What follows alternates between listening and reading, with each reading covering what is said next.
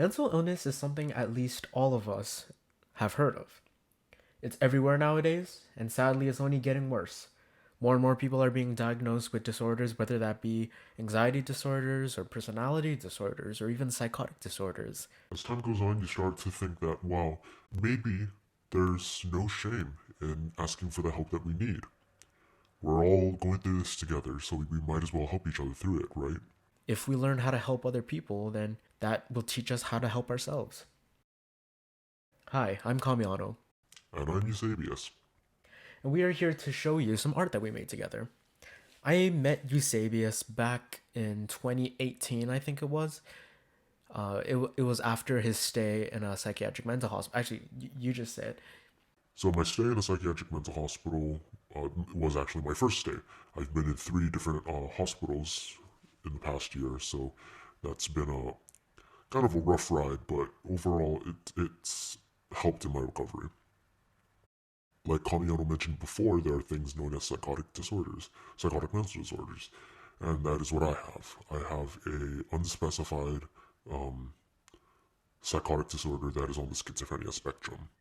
Essentially, I've been hearing voices and I've hallucinated, open eyed hallucinations, also tactile hallucinations, which is feel. If you want to know a term to describe all of that, it's psychosis, which is essentially a break from reality, where you experience something that's not real or you believe something that isn't based in reality. Like, for example, for a brief period of time, I believed that I didn't have any toes, even though I obviously had my toes. But anyway, cut to the chase. We are here to make some art. Now, a main criticism that I faced in the very first episode of Art of the Mentally Ill was how the real stuff isn't meant to look like some cartoon devil. And I'll throw up a little comment box to the person who commented that. And yeah, I have to agree. I'm not proud of that art. So I tried to make it a little bit more realistic, and I've had Eusebius do his part of saying, what should I change, what should I add, because he's actually seen this stuff. I think when it comes down to it, it's really essential that I express what it's really like and not have it be limited by Kamiano's artistic ability.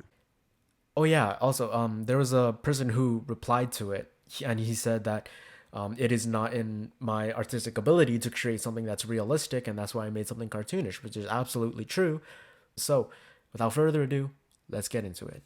Welcome to the art of the mentally ill. So, you may notice that my microphone quality is a bit different. I apologize for that. We are working on it and we're trying to see if we can connect my big microphone to this laptop, but so far we have been unsuccessful. So, yeah. Anyway, this is the first drawing. Yes, it is very much so more realistic than my other drawings. Still pretty cartoony, I will admit, but it's more realistic. And like a lot of you probably noticed right off the bat, this is digital. It's digital art, and I think that that portrays it a lot differently because it's not using the same medium as traditional art where you would either paint or draw or anything like that.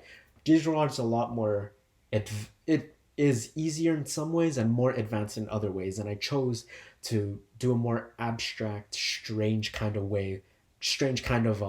painting that seems realistic but also has a tad bit of information that makes it not realistic, that makes it unique in its own sort of way. So, Eusebius, you want to talk a little bit about this piece? So when it came down to making this piece, one of the main things that I wanted was the deep sunken in eyes. This hallucination is what I named Mr. Smiley, and Mr. Smiley has appeared in many different iterations of my art across the couple months that we've been doing Art of the Mentally Ill together. And yes, I do refer to this as my art because I had just as big of an impact on this creation as Kamiano. So it technically isn't just my art, it's technically our art.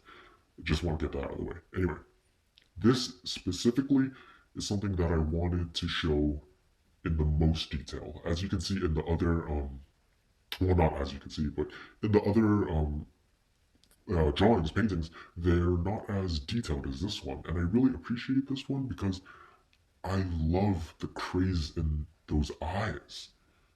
I love the way that Kamiano put the tears in because it's literally, it looks more like spit than tears. It's so viscous and thick, and I just really like the way this one turned out. I made sure that Kamiano put in all the details, the dark details, like sunken in eyes and um, darker areas on the face, while there are lighter areas on the face that is shine, kind of like they're oily almost.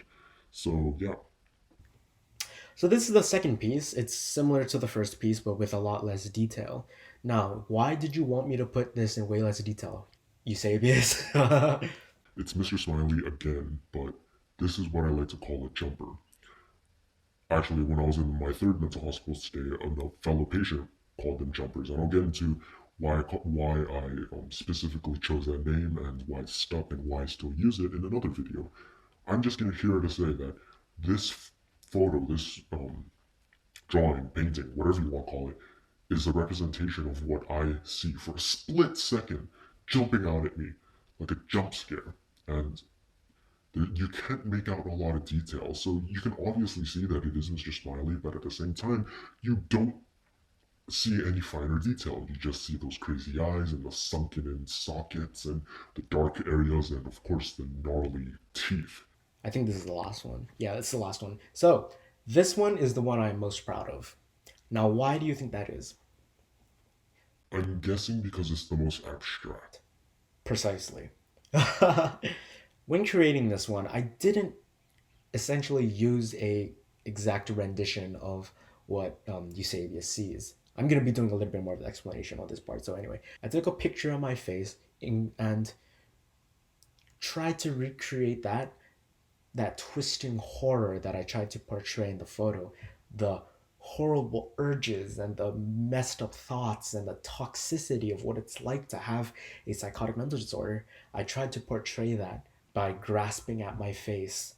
And I'll be completely honest, I turned that photo into an abstract piece of art, something that has meaning because it's not exactly what psychosis or what a psychotic mental patient sees, but because that's what people on the outside see. Now, let me make one thing clear. Mentally ill people are more likely to be a victim of a crime than the one perpetrating it. They may seem odd, they may seem different. When you drive past a homeless guy screaming at nothing, you normally get scared. But you have to believe that there are people too, and they are suffering and they need help. No matter how many times the media likes to portray mentally ill people as dangerous, they are not. And yeah, that was it. Art of the Mentally Ill Part 4, I think. Anyway, hope you guys enjoyed. If you're in a crisis, I always have links down below in the description if you need help, if you need to talk to someone. I got the suicide hotline. I got something you can text to them. I have a lot of stuff for, and I also put links for some in Canada and then some in the US just so that my main demographic are Canadians and Americans so that they get the option to get any help that they need. But that doesn't prevent you from always going to your emergency room if you're in a crisis and you need help.